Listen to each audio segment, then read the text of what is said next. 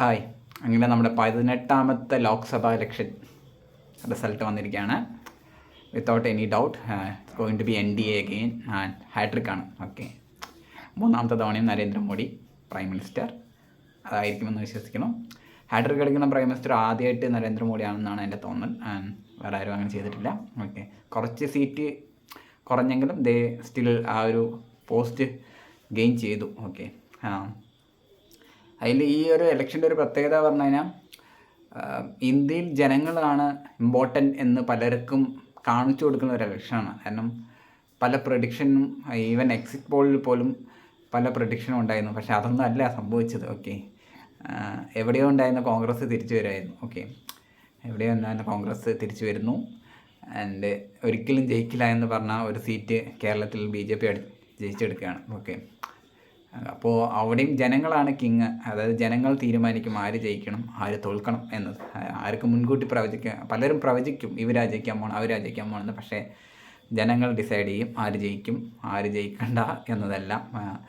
ഒരു പക്ഷേ അവർ ഭരിക്കുന്ന ഓരോ കാലത്തും അവരെടുക്കുന്ന ഡിസിഷൻ അവരെ അഫക്റ്റ് ചെയ്യുമെന്ന് അവർ തിരിച്ചറിയും. ഓക്കെ, ജനങ്ങളുടെ മനസ്സിൽ എന്തെങ്കിലും തരത്തിൽ ഇൻഫ്ലുവൻഷ്യൽ ആയിട്ടുള്ള എന്ത് ആക്ട് വന്നാലും അത് വോട്ടിങ്ങിൽ എഫക്റ്റ് ചെയ്യപ്പെടും. ജനങ്ങളെ നമുക്ക് കുറച്ച് കാലത്തേക്ക് വേണമെങ്കിൽ പറ്റിക്കാം, ഒരുപാട് കാലങ്ങൾക്ക് നമുക്ക് ഒരിക്കലും പറ്റിക്കാൻ പറ്റില്ല.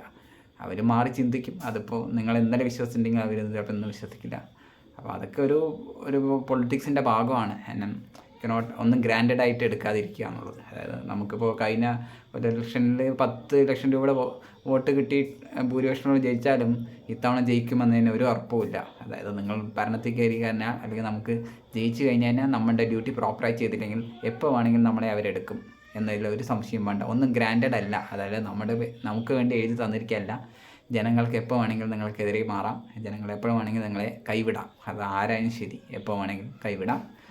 അതൊരു നല്ല കാര്യമാണ്. കാരണം ജനങ്ങൾ എപ്പോഴും ആക്റ്റീവായിട്ടിരിക്കുന്നത്. ഡെമോക്രസി സ്ട്രോങ് ആകണമെന്നുണ്ടെങ്കിൽ ജനങ്ങൾ ആക്റ്റീവായിട്ടിരിക്കണം. അതായത് ഒരു മുൻകൂട്ടി ഉള്ള ഡിസിഷൻ്റെ ബേസിൽ അല്ലെങ്കിൽ മുൻകൂട്ടി ഒരു പ്രഡിക്റ്റബിൾ റിസൾട്ട് വന്നു കഴിഞ്ഞാൽ അതൊരു വീക്കതാകും. അതായത് വൺ സൈഡഡ് ഗെയിം ആകും. ഓക്കെ, ആരാണ് ജയിക്കാൻ പോകുന്നത് മുൻകൂട്ടി പ്രഡിക്റ്റബിൾ ആകുമ്പോൾ അത് ഇത്തിരി കൂടി കോമ്പറ്റീഷൻ ഇല്ലാതെയാകും. കോമ്പറ്റീഷൻ ഇല്ലാതായി കഴിഞ്ഞാൽ ഓട്ടോമാറ്റിക്കലി അതിൽ ജയിക്കുന്ന വ്യക്തിക്ക് അവരവരോട് ഡ്യൂട്ടിയോട് വലിയ കമ്മിറ്റ്മെൻ്റ് ഉണ്ടാവില്ല.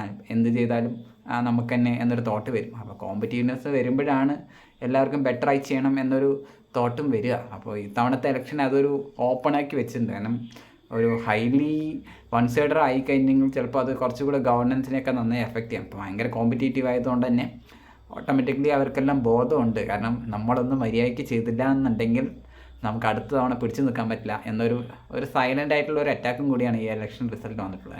കാരണം അവിടെയെല്ലാം നന്നായിട്ട് അഫക്റ്റ് ചെയ്തിട്ടുണ്ട് പല പാർട്ടികളെയും. ഓക്കെ, അപ്പോൾ അതൊരു നല്ല കാര്യമായിട്ടാണ് എനിക്ക് തോന്നിയിട്ടുള്ളത്. ഇതുപോലെ ജനങ്ങൾ എപ്പോഴും ആക്റ്റീവായിട്ടും നാട്ടിൽ നടക്കുന്ന പല കാര്യങ്ങളെക്കുറിച്ച് ചിന്തിക്കുകയും എന്തെല്ലാം നാട്ടിൽ നടക്കണം, പൊളിറ്റിക്കലി എന്ത് സംഭവിക്കണം അതിനൊക്കെ ചിന്തിച്ച് വോട്ട് ചെയ്യുമ്പോൾ ഒരു രാജ്യം വീണ്ടും അല്ലെങ്കിൽ നല്ല ഭരണത്തിലുള്ള ഗവൺമെൻറ്റുകൾ വരും. ഇനിയും കുറച്ച് ഇപ്പോൾ NDAയുടെ അവരുടെ മൂന്നാമത്തെ കണ്ടിന്യൂസ് ആയിട്ടുള്ള ഭരണമാണ്. അവർ കുറച്ചുകൂടെ ആക്റ്റീവ് ആവും, കുറച്ചുകൂടെ കൺസേൺഡ് ആവും. എന്തെല്ലാം അവർക്ക് എഫക്റ്റ് ചെയ്തിട്ടുണ്ട്. കാരണം അവർ എക്സ്പെക്റ്റഡ് 400 ആയിരുന്നു, ബട്ട് ഒരു 100 സംതിങ് റെഡ്യൂസ് ആയിട്ടുണ്ട്. അപ്പോൾ അവർ കുറച്ചുകൂടെ കൺസേൺ ആവും എവിടെയാണ് നമുക്ക് പോയത് എന്നതിനെക്കുറിച്ച്. കുറച്ചും കൂടി ബെറ്റർ ആയിട്ടുള്ളൊരു ഗവർണൻസ് നമുക്ക് കാണാൻ കഴിയും. കുറച്ചുകൂടെ ആക്റ്റീവായിട്ടുള്ളതും കുറച്ചുകൂടെ ജനങ്ങളെ കൂടുതൽ കൺസേണും ആയിട്ടുള്ള ഒരു ഗവർണൻസ് ഇനിയുള്ള വരുന്ന നരേന്ദ്രമോദി ഗവൺമെൻറ്റിൽ നിന്ന് ഉണ്ടാകും. കാരണം ദേ മൈറ്റ് ബി തിങ്ക് ചില കാര്യങ്ങളൊക്കെ ചിലപ്പോൾ ഗ്രാൻഡഡായി എടുത്തിട്ടുണ്ടാവാം. അത് ചിലപ്പോൾ അവർക്ക് മാറി ചിന്തിക്കേണ്ടി വരും. കാരണം കുറച്ചുകൂടെ ടൈറ്റായിരുന്നു ഈ റിസൾട്ട്. അപ്പോൾ അതൊരു നല്ല കാര്യമായിട്ടാണ് എനിക്ക് തോന്നുന്നത്. കാരണം എപ്പോഴും നമ്മൾ ആക്റ്റീവായിട്ട് ഇരിക്കുക, നമ്മളെ ചെക്ക് ചെയ്യാൻ ആൾക്കാരുണ്ട്. നമ്മളുടെ ഭാഗത്ത് നിന്ന് എന്തെങ്കിലും ഫോൾട്ട് വന്നു കഴിഞ്ഞാൽ നമ്മളെ അവർ പുറത്താക്കും എന്നൊരു പേടി എപ്പോഴും ഉള്ളത് നല്ലതാണ്. അപ്പോൾ നമുക്ക് കുറച്ചുകൂടെ ബെറ്ററായി ചിന്തിക്കാനും ബെറ്ററായി ആക്ട് ചെയ്യാനും നമ്മളൊരു പൊസിഷനിൽ നിൽക്കുമ്പോൾ നമുക്ക് പറ്റും. നമ്മൾ ഗവൺമെൻറ് ആയിരിക്കുമ്പോൾ നമ്മുടെ എല്ലാ ആക്ടുകളെയും നമ്മൾ 2 തവണ ചിന്തിക്കാൻ അതൊരു കാരണമായി, അല്ലെങ്കിൽ 2ൽ കൂടുതൽ തവണ ചിന്തിച്ച് ചെയ്യാൻ അതൊരു കാരണമാകും. അപ്പോൾ ഇതൊരു നല്ല ഇലക്ഷനാണ്. കഴിഞ്ഞ ഇലക്ഷനെ സംബന്ധിച്ച് നോക്കുമ്പോൾ ഈ ഒരു ഇലക്ഷനാണ് ഏറ്റവും നല്ല ഇലക്ഷൻ. ഓക്കെ, അപ്പോൾ റിസൾട്ട് ഭയങ്കര നമുക്ക് ഭയങ്കര സന്തോഷം. നമ്മളൊരു നേഷനിൽ ജീവിക്കുമ്പോൾ ഇത്രയും കോമ്പറ്റീറ്റീവ് ആയിട്ടുള്ള ഒരു റിസൾട്ട് കാണുമ്പോൾ ഹാപ്പിയാണ്. കാരണം രണ്ടുപേരും ആക്റ്റീവായിട്ട് നിൽക്കണു എന്നത്. ഇപ്പോൾ നമ്മളൊക്കെ IPL ഫൈനലിൽ കഴിഞ്ഞ CSK GT ഫൈനൽ പോലെ ത്രില്ലിങ് ഫൈനലായിരുന്നു. ഓക്കെ, ഇതും ഒരു ത്രില്ലിംഗ് ആയിട്ടുള്ള റിസൾട്ട് തന്നെയായിരുന്നു. അപ്പോൾ ഇതിൽ ജയിക്കുന്നവർക്ക് ഇനി അടുത്ത വർഷം കപ്പ് നിലനിർത്താൻ വേണ്ടി ബെറ്ററായി പെർഫോം ചെയ്യാൻ പറ്റട്ടെ.